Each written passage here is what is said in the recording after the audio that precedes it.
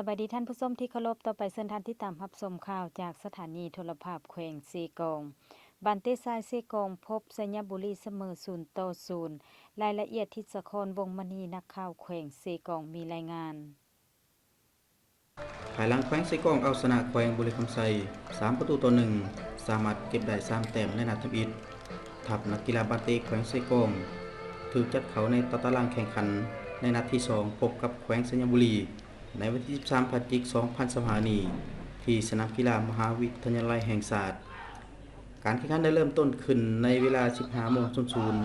ซึ่งนัดที่2นี้มี8ทีมที่แข่งขันในเวลาเดียวกัน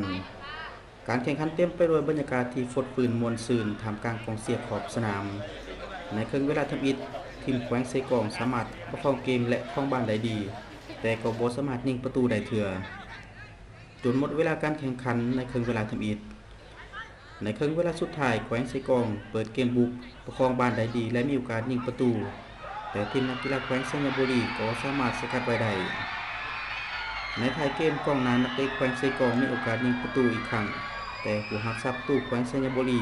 ก็สามารถรักษาประตูไว้ได้จากนั้นแขวงสัญญบุรีก็เปิดเกมโต้กลับเปิดบ้านขึ้นหวังจะยิงประตูให้ได้แต่ผู้รักษาประตูแขวงไซกองก็สามารถสกัดไว้ได้จากนั้นเวลาต่อมาทั้ง2ทีมก็เปิดเกมบุกใส่กันแต่ก็บ่มีทีมใดยิงประตูได้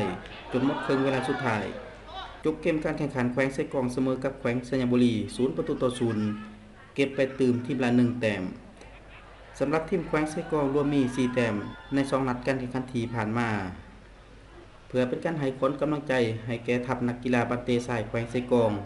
โอกาสนี้ท่านบุญทวีนครศิษย์กรรมการประจำพรรคแขวงห้องประธานคณะกรรมการปกครองแขวงไซกองก็ได้กล่าวมีความเห็นโอลมครูฝึกและนักกีฬาถึงแม้ว่าบ่สามารถยิงประตูได้ในนัดนี้แต่ขอสามารถรักษาได้เกมการเล่นที่ดี